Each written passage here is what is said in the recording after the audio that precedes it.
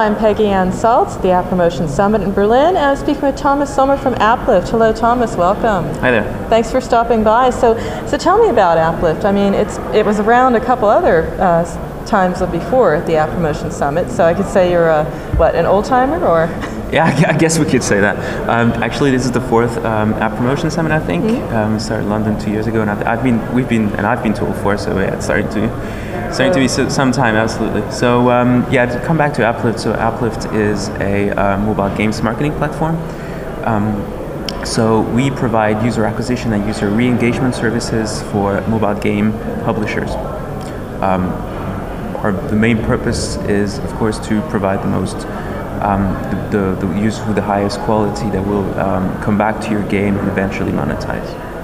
So the user acquisition part is very clear. Let's stay on that for a moment. What are some trends that you're seeing in user acquisition? I mean, it's really, we're heading, for example, into the most competitive time of the year for user acquisition. I've seen prices that are up 37%, up near around like $2.65 user acquisition. So, it's a game that you can play hard, you can win big.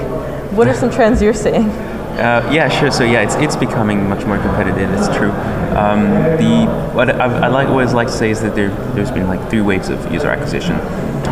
First wave was, of course, getting as many downloads as possible in the shortest amount of time, and that was done through a lot of burst campaigns, pushes to get to the top of the App Store. So that was the first wave. And the second wave was people started to find interest in how much they were actually paying per install.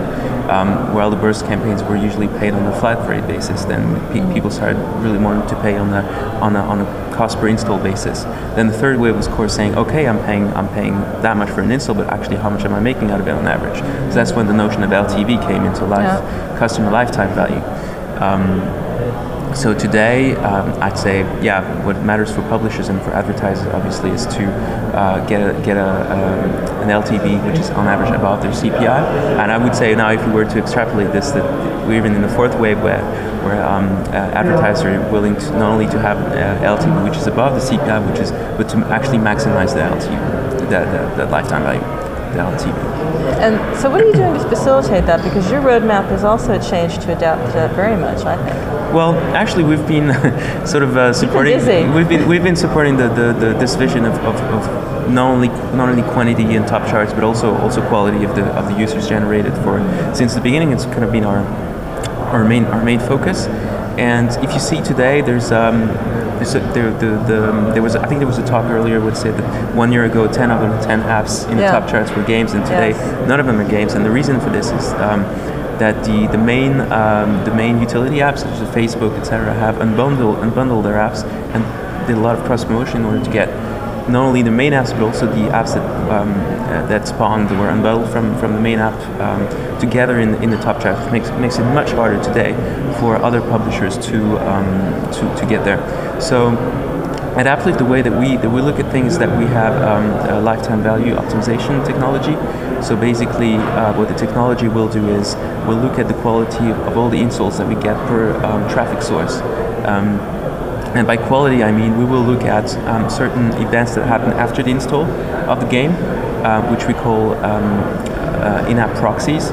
So it will vary a lot depending on what the game is, what the genre of the game is, and I would generally say what the setup of the game is. So it could, for instance, be that we look at 3-day retention rates. We could look at the number of the percentage of tutorial completions. We could look at the percentage of monetization after 3 or 7 days. And the reason we use proxies and we don't use actual monetization is that for a lot of games, it's the lifetime value spans over a very long period of time. Means you have to wait some time for most of users to monetize and actually make up for their cost.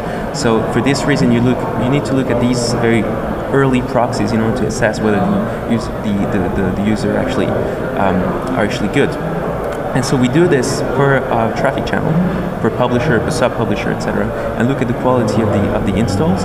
And depending on what we see, we will either we will optimize. So that means either try and cut the sources which are not good and focus on the sources which are good. So trying to scale them and also and most importantly trying to secure the placement of their of our ads within their inventory, which is the most important thing. I mean, it's really key to have high quality users, and yes. LTV is also what we're hearing more about. That that app developers are thinking more about that. Also, engagement, and you mentioned that as being sort of the other pillar in what you're doing over at AppLift. How are you approaching that, and what are you facilitating there? Well, as I was talking about the in-app proxies as an indicator of quality for the users. Well, engagement is one of them. So often talk about engagement with retention. So for instance, it could be tutorial completion, for instance, is one proxy of engagement. Yeah, so the onboarding, sort of yeah. interest. These are very specific to games. There are other proxies which are more specific to non-gaming apps. But for games, you'll see most of the time you'll see these kind of proxies. The second thing that we do is re-engagements. I think we're also talking in one of someone who talked before about remarketing. I think it was Lovu's presentation, remarketing and re-engagement. So it's very important because given the cost of CPI levels and the cost of actually acquiring users today, most of the time you'll see that it's much more it's much easier and much cheaper to actually re-engage the user that you've already acquired. I mean, it's the same principle for all of and that's actually out there for all types of businesses.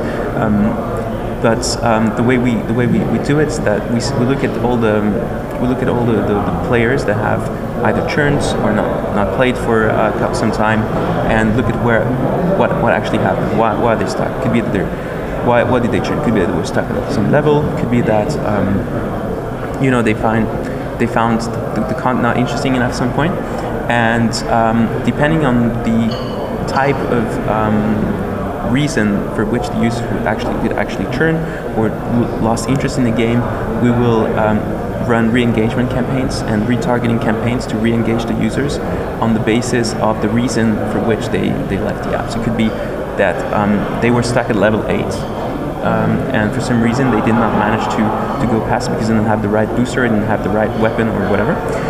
So what we'll do is we'll tailor a custom message for these campaigns. Say, for instance, I'm just taking an example. Stuck at level 8, get this free booster and keep playing. Oh, okay. So that's one example of what a re-engagement campaign could be. Within the experience then. And what is it that your key takeaway is so far perhaps from App Promotion Summit? Is there something that you have learned or something that you are going to take back and put into AppLift and what you're doing there? Yeah, absolutely. So we actually saw that there's both their video is very important both in-app and on YouTube. So YouTube is something that we're already focusing on. There was a talk about TV as well, and TV is also something that we're focusing on. So I would say all of the different video channels, either in-app, TV, or YouTube, is something that will be quite that will develop in the next months. Probably also very key to re-engagement. Yeah, absolutely. Yeah, sure. Because I mean, it's a known fact that video is a very strong engagement driver by its very nature. So, last question. Looking forward to the new year because we're nearly there.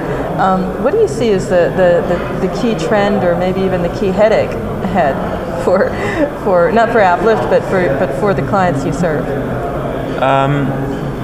I'd say the key headache would be the strengthening of competition. The fact that yes, the app stores are getting extremely all the more crowded as we go on. We're now to count of 1 billion for 400,000 apps on iOS. It's actually it's getting much harder to reach the top chart. So what we're actually saying is that yes, it's getting harder to go to the app stores, but there's other ways to get discovered.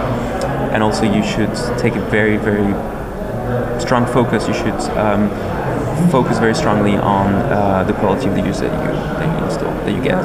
So that's something that I will not stress enough. So that's the cure. The headache is the competition. The cure would be focus on getting high quality users and re-engagement. Yes. Thank you, Thomas. No problem. At App Promotion Summit, I'm Peggy Ann Saltz.